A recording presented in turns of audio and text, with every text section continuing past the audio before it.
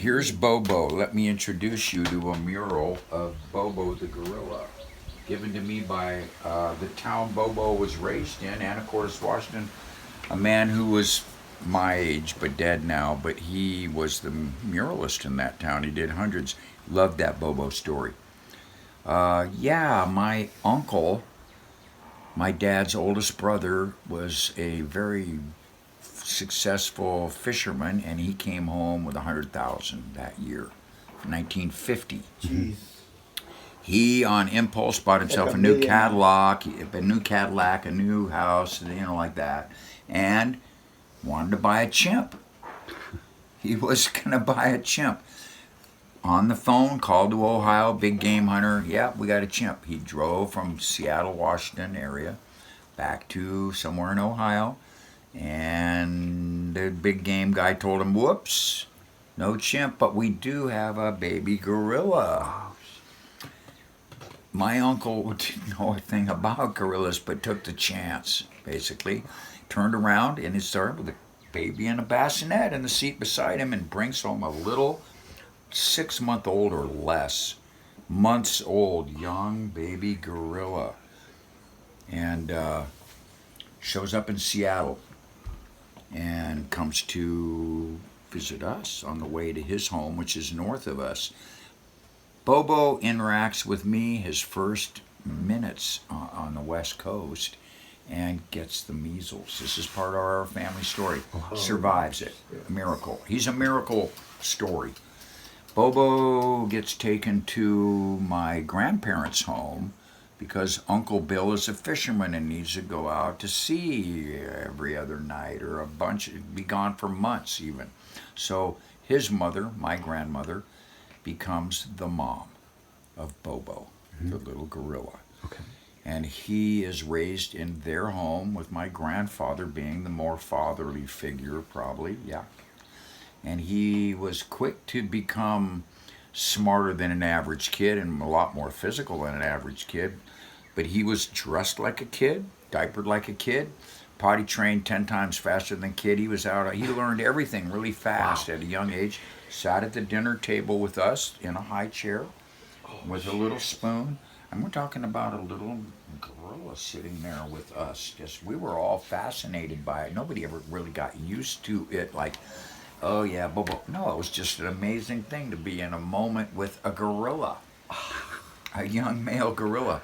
So he's raised like a kid. They didn't know any other way. No special diet, bread, peanut butter, whatever it was. I'm pretty sure he ate everything we ate. He ran with us grandchildren in particular. There was a handful of us. I was 5, 6, 7 at this stage, and I had a few older cousins, grandchildren of the grandchildren pack. So they were like 6, 7, 8, 9, 10. Pushing buttons in the TV, just pulling cords out of the wall, answering the phone by ripping it out of the wall, things like that. It's the coolest thing ever for a kid, a boy running around in the block. You've got a gorilla running with you instead of a dog, and you're running down the sidewalk with your buddies like a little gang. Maybe not that many girls in those days. The boys are running. Bobo's running with us, only he's better than we are. He's faster. He's more agile. He could run on the top of the fence. We were like, he's like a superhero to us. Mm-hmm. Jumping from the fence to the tree. Doing things we definitely wouldn't even think of doing, but then probably did think of doing it. Right. Because he was wow. He went swimming with us, little life jacket on. He went in the canoeing with us. So we blew people's minds everywhere, because of course people don't see a gorilla. Never. So everywhere we go, to the state park on a little outing, and Bobo runs down to the shore with us to get in the canoe and puts on his jacket, everybody's just like, what? What? Really? And so he was a big media thing too. There were cameras on him. They were wanting to come for interviews, come into the home, take pictures, and see Bobo. People were clustering around a little bit, even though this is the 50s. Mm-hmm. Then, at this age, a lot of cool stories of him growing up. I could go on. Bobo is about a little bit under 3. Let's say he's around 3 At this stage, he's 50 pounds. And he's as strong as a man, though. Yeah. But also immature, not like a kid, not really knowing. So he could accelerate up a wall. He could jump off a chandelier. He could do stuff we couldn't do. Really, literally, like boom, bam, bam, bam. And in seconds, this place would be devastated. Because I mean, it's one thing, 2-year-old kid, 2-year-old gorilla. Wow. I mean, he literally. Okay, so Bobo's dressed like a kid. He's potty trained at this age. He's got his own room in my grandparents' house. His own room, his own bed, his own books, his own toys, his own puppy. He's totally treated like a kid. There's no ifs, ands, or buts. His parents, by the way, at the beginning of the Bobo story are how'd they get Bobo? I like to remind people in 1950, no tranquilizer guns. The big game hunters ruled in Africa. They didn't even need a permit. They go over there, hire some of the native people, and they go hunt and shoot and kill any amount of anything they want to, and nobody even flinches. And they pretty much probably slaughtered the gorilla family to get some young. Mm-hmm. So they have to kill the alpha male. He's called the silverback. Mm-hmm. When there's a threat to his family, he comes out, stands up just like this, and does something like this, and every living creature in the jungle goes, fuck! Humans too, that nobody, and all want to just subdue, like, oh shit, don't even look him in the eye. And then he charges if it's necessary. But if you're a lion or you're something weird, you're out of there as soon as he's standing. That roar, I'd wanted to hear it taped at some point, but it's so rare. Hardly anybody's ever heard the alpha male just warn. Just, wow. Yeah. Like and King Kong. They're so powerful. Like King Kong. So he warns, then the big game hunter shoots him. Pooh! With the 50 caliber right there. Bang in the heart, right in the head, whatever it is. Oh, okay. This is how they gathered them in the 50s. This is the story of how Bobo... Because there was a market for them. People brought it to the zoos, but in this case, to a private family. Now, the big thing then was no gorilla had ever been raised in a human family outside Africa, and there was maybe only one story of a female gorilla being raised in Africa somewhere where they had the baby there and it grew up to be an adult in their backyard kind of thing. Mm-hmm. Somewhere in Africa, though. Now, Bobo is going to be 600 pounds, too. Females are about like no us. Way.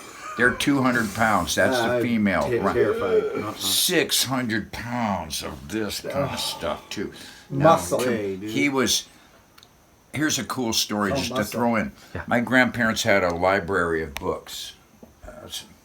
Gorilla books were part of it because they were trying to figure out how to treat him, behavior, all kinds of stuff. I read all those books while I was hanging at my grandparents', and one of them was circus stories. The 8-Man circus story, for instance. Ringling Brothers had a road show. Train goes from town to town. They send the barker, somebody ahead, puts up the posters. Hey, tug of war with your 10 strongest men against our 1 8-man. 10 strongest men against 8-man. You're in for free, and we give you $100 if you win. Guys split up $100, $10 each. They get their 10 toughest guys, all 200-pounders, whatever in those days. I mean, these are working man's towns.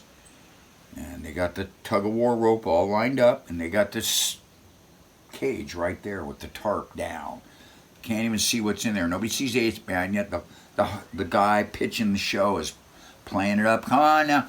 They got all the men lined out. They're dug in. Their heels are dug in against the 8-man who's in that cage. They're taking bets on the side, I'm sure. The guys from the train, from the circus, the roughnecks or whatever they're called, because they know the 8-man always wins. So they've got, for sure, I'll give you 3-1. Oh, it doesn't matter, 10-1, that the 8-man win.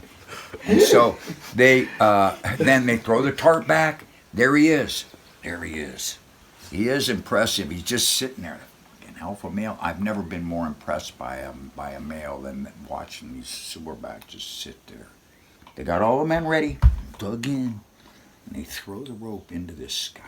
He the ape guy, whatever his name is, he knows. He's casual about it. He's just sitting there. Looks totally relaxed. Picks up the rope, one hands it, jerks them all off their feet every time. Every time. Not even close. Mm-hmm. Their strength is unbelievable, and they're vegetarians. Yeah. Well, anyway, so to go on with It's Bobo, muscle. pure mass. in the way they're designed. Yeah. At 3 years old, he has now busted up the furniture in their house. The kids that played with him, like me, have had our shirts ripped off countless times. We've been jerked over the back of the couch by some playful gorilla, just, you know. All the chairs have been knocked over with the grandparents in them. He pulls it over. Just, they're trying to catch him. He's jumping up and down on the piano. He's breaking. And kids, busted nose, whatever, was all part of it. And the moms were like, this can't go on. This is me trying to guess at the conversation the adults had. And so, it was so sad, super sad. Wow. Yeah. Bobo has to go to the zoo. The deal was made. The zoo representatives came. The money was $5,000, whatever the deal went down. Yeah. Bobo has to come to the zoo with nothing. He has to be a gorilla. No, he can't come dressed like that. Bobo can't come with his toys and stuff. No, Bobo's Oh my God! They're empty. gonna just strip him of his Can you believe this? humanity. So No. the whole Yeah. family I was. can't believe it. We were all crying, especially my grandmother. Yeah. Oh my God. Yeah. Because everyone knew Bobo was going to go to the zoo, and he didn't know what was going on, Oh and that he was going to lose all his shit and all his way of the whole thing. He's going to be unexplainably evicted He's from gonna the rip human the fuck family. from the family. And so, oh God, first of all, he got, to finish that other story, his dad was killed in front of him, I'm sure, at 3 weeks old or some young age. Oh, Mom, God. I think, was injured or also killed. He didn't come with a mom. Bobo makes it a couple months old to middle America, makes it over there to the West Coast, comes into the family, survives. These are immense odds against everything. He survives. As a kid, I thought of him as the king of gorillas. I don't know why, but I always did. But later on, when I saw him, he goes to the zoo. The saddest thing in my life, maybe. I couldn't believe how heartrending this was for the whole family. Everybody was just like, fuck. And Bobo was feeling it. They're extremely intelligent, but not figuring out what's going on. Meanwhile, every night, stuff is disappearing out of his room. Books, stuff, clothing. And the goal was to, in a month maybe, to de-escalate him from a child to primate. Now he's got to live in a straw bed on the floor, eventually in that zoo facility. My grandmother just can't even do it. She's got a cot. Well, okay, so he's taken to the zoo. No, she has a greenhouse beside their house and tries to get him to go on the straw. Now he's got no clothes. He's just as, I don't know what he was thinking. Naked in his mind, like, my God. The only thing Anyway, he's thinking is like, And now he's being punished. He's conscious enough to think I did something really Right. bad, and I'm being punished because he didn't understand some of that. But what? And everybody kind of knew that he was wrestling with us. All these, we were crying. Everybody's crying. Then he goes to the zoo. Oh, fucking bad. But then we all get to go. The whole family gets to go in, play. I get to play in the ropes outside that the public sees. We're in the back. He's got his nest. Grandma sets up a cot. Bobo will not sleep on that straw. She's going to sleep in grandmother's arms every night. Of course. She can't make him go on that straw. He needs to hold on to his mother. And she's just crying. She knows. My grandpa's like, you got to come home. A month in the back. After a month, you got to come home. I can't even, I'm not even washing my own clothes, whatever he was, old school male. So she comes home tearfully, and Bobo's now alone. And they're just, fuck, you could just tell. We all got to go in anytime. The keeper let us in anytime. The family got to go in there with him till he was about 7 or 8. We did have birthday parties for him. At 7 or 8, you're about this big. He's about this big. 200 pounds, very strong. And they said, "No, we can't let you go in there anymore. He might hurt one of you." And I remember us saying, "No, he never hurt anybody like that. He's not going to do that." "Oh, no, we can't take a chance. Yeah. They're so strong. Could really hurt one of you." The liability. Okay, so no. So from about 7 or 8 on, Bobo was in there. They got him a couple females. They thought maybe Bobo will mate. He showed no interest in the females. He established a pecking order somehow, just with his eye contact. Maybe he got rights to the food. That was the only issue. Got to eat whatever he wanted, and they waited. Didn't mate. They showed him X-rated movies. At one point, desperately trying to turn him on, like maybe he thinks he's a human. We gotta not do it, whatever. Crackpot stuff. They tried diets, special diet, something, oysters, something dumb, but didn't work. So Bobo's in there alone usually, and he's very popular at Seattle Zoo. He was the personality that everybody knew. All the kids knew Bobo. Everybody knew Bobo. I'd go every year at least. My dad was in the Navy. We'd be shipped around, but we'd usually get a chance to go to Grandma and Grandpa's during the summer, and I would always go to the Seattle Zoo, see Bobo, but stand in the back of the crowd when you'd come into the room. They made him a really nice enclosure, kind of natural, and the big glass panel that you could stand in front of like 20 feet. And about 50 people maybe on there on an average moment just staring at the gorillas.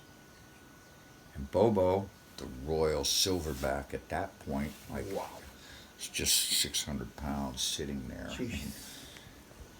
Looking like he's super, could care less about that glass wall right there.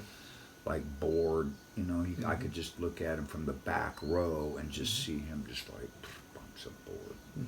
Fuck. Bored. But then every time, not very long, I could tell he was scoping the crowd because he would see me do this. No blink.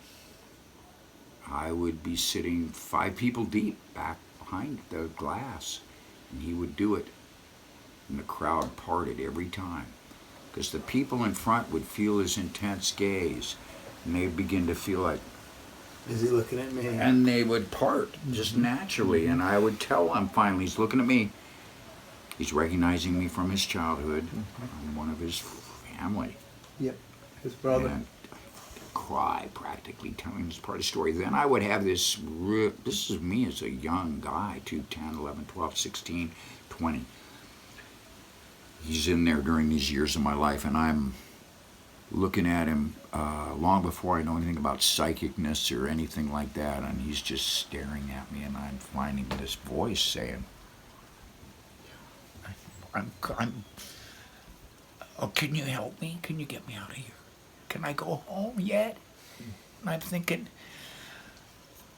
I don't know how to explain this, Bobo, but no, I can't get you out of here. I can't take you home yet.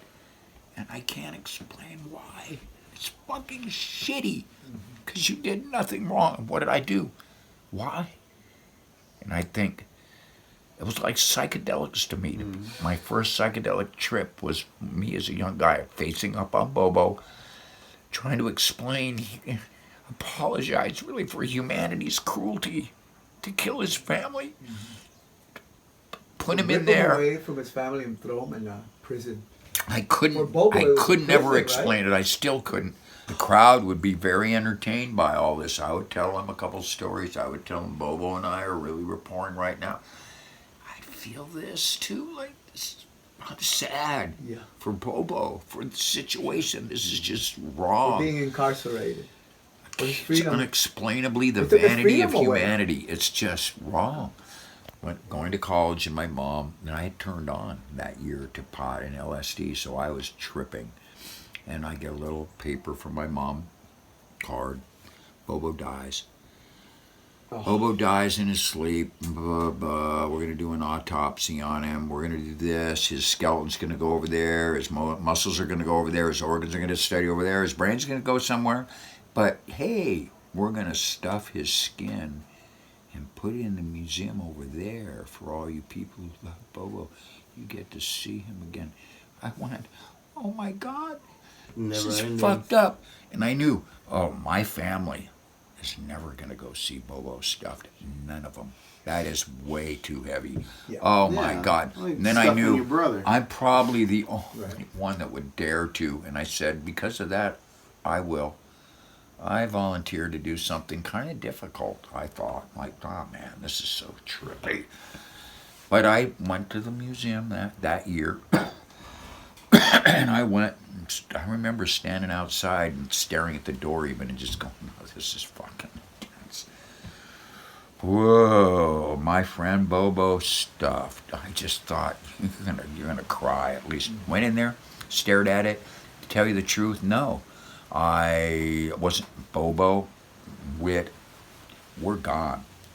The skin is not us. So I looked at that skin and did not even trigger. I knew that's your skin, Bobo, but I just didn't trigger. Like, It's dead. damn, it's like not Not you. And it's still kind of a sad thing, but it did not.